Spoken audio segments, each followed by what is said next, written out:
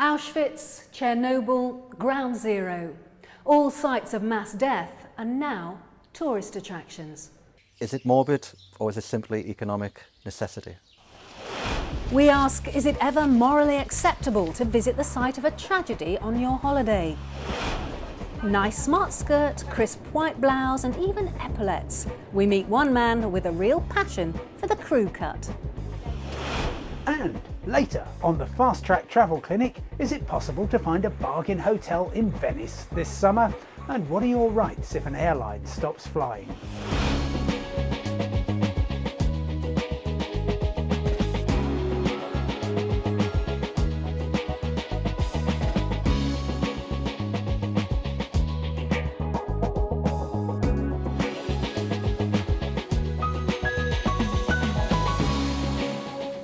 Hello, I'm Fiona Foster. Welcome to Fast Track.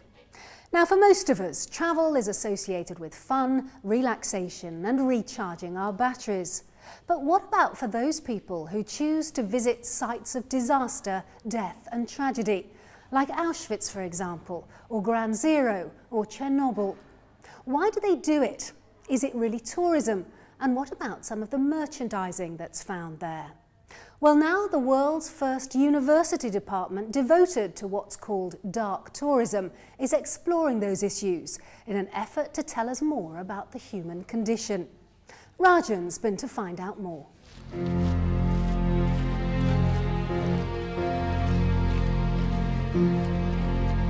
The one who does not remember history is bound to live through it again.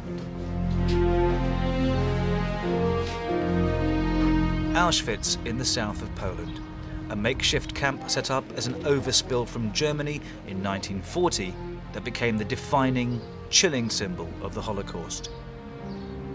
The mood is somber, of course, but more striking is the empathy felt by visitors more than 60 years after the atrocities. There's a lot of sadness, but also gratitude that it wasn't me, but it's unbelievable to see what could happen. Of course, we've seen the United States Holocaust Museum in Washington. There's one in Skokie, and those are very interesting too, but this is a real place. And it's scary as well as sad. I'm from India, New Delhi, and we just came here to visit the extermination camp. Why? We just wanted to know about what exactly being, how it was done.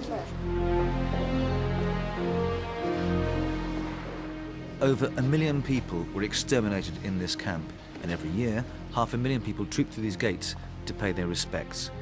They've got a name for this: dark tourism. But is it tourism?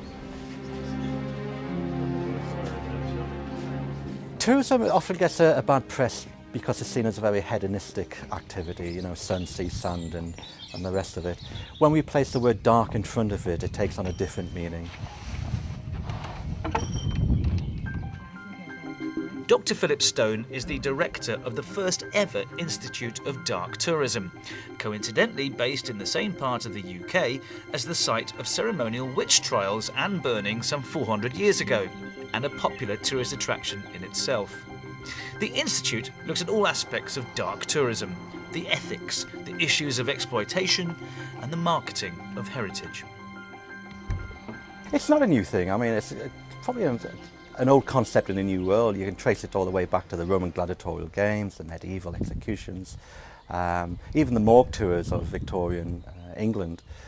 So it's not new in the sense that we are fascinated by other death and other people's suffering, but it's how it's packaged up by the tourist industry today. Slave camps, shipping disasters, nuclear catastrophes, genocide. It all counts as dark tourism. Ground Zero in New York, thanks to modern media, will be forever etched in our consciousness. It has also hugely boosted tourism numbers to New York. It's actually skyrocketed. It's improved all over the city, but especially downtown, there's been an incredibly dramatic increase in tourism. The number of hotel rooms has tripled in the last decade, and you just have millions, literally millions and millions of people thronging the streets down there on a near daily basis. Jonathan ILP was a 29-year-old firefighter and a father of two who was killed during 9/11. His father is a founding member of the September 11 Families Association, which has set up a tribute centre with 500 local people acting as guides. He sees the visits as pilgrimages. Many of these sites that are around the world, from the Holocaust sites, from the USS Arizona and Pearl Harbor, you must leave there with the thought that they gave, and we have to remember them. But we also have to remember that we can make tomorrow better by what we say, and by education and enlightenment. So that's our biggest wish for the Memorial Plaza, for our little tribute center. More than 2.5 million people have visited the Tribute WTC Visitor Centre. It's a non-profit making venture, but you still pay $15 to enter and $20 for a guided tour. Then there's the memorial itself, plus freedom tours by bus for around $60. Sometimes it can all become just a bit too much for the locals. It's a very difficult balance between being proud that people care so much and being supportive that, you know, the world still wants to remember this, but also wary of the fact that, you know, the more people who come, the less powerful or the less intense the experience is in a way. So I think that's something that New Yorkers and all the visitors wrestle with. This is 9/11. And what of the numerous hawkers on the street selling brochures and merchandise, which are not sanctioned by the families of victims, are often crudely produced in the Far East and sold at a profit? So I have a 3 books, $20 set. The issue of panhandlers down at the site has been here from the moment people were allowed back down in this area here. New York City being somewhat of a liberal city, they get away with it. The money is going in one direction, and that's in their pockets. The literature that is going out is inappropriate. In many cases, there's misquotes in it, total lack of understanding, and people are buying it. I think the packaging has always been the case. I mean, you could go to the Battle of Waterloo or the Gettysburg and, you know, tourists are on the sidelines looking in. Arguably that's happening or has happened in Bosnia, where you can buy these, you know, very kitsch pens or lighters. Is it morbid, or is it simply economic necessity? And this seems to be more acceptable the further back in history the event goes. This is when dark tourism blurs from memorialization into curiosity. Arguably we have this thing called chronological distance, so the further back in time history goes, and we have less empathy. And we all have an obligation in the tourism industry to showcase our dark heritage in a positive or even a truthful and accurate light. Rajan discovering what compels us to visit sites of tragedy and death. So what do you think? Is it an acceptable thing to do when you're on holiday, or does it somehow cheapen the memory of what happened there? Do let us know your thoughts. fasttrack@bbc.com. And many of you have been commenting on some of our recent programmes. Last week we braved the weather and headed to Atlantic Canada, where we went on a day trip with fans of Anne of Green Gables. Barbara Warner from Toronto emailed us to say, "Thank you so much for doing a special edition of Fast Track solely focused on Atlantic Canada. Although I'm a born and bred Torontonian, I have a particular soft spot for the Maritimes. I'm also a lifelong Anne fan."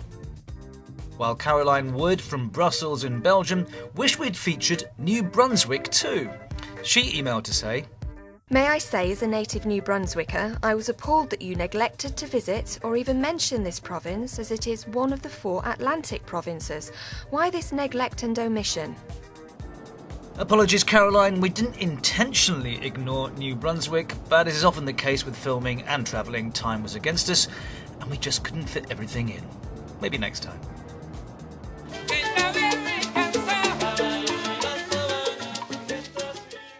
And to Cuba, and a couple of weeks ago we looked at how it's trying to attract more tourists. Julian Daniel from Slovenia got in touch to say, I visited Cuba more than 15 years ago. It's changed so much since then. Get out of the city and into the countryside, as the country is very beautiful.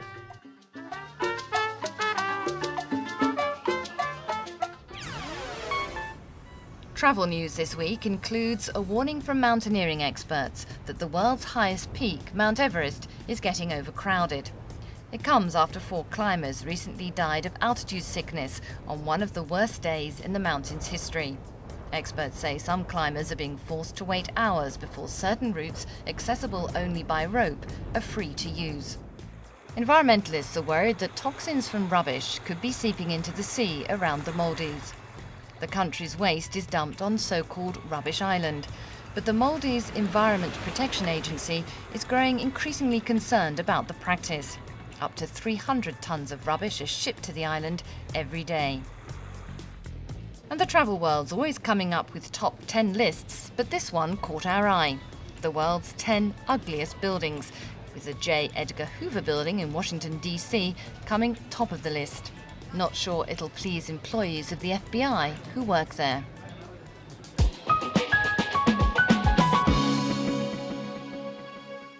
Right, that's it for now, but coming up after the break, we find out why this cabin steward's got a thing about men and women in uniform.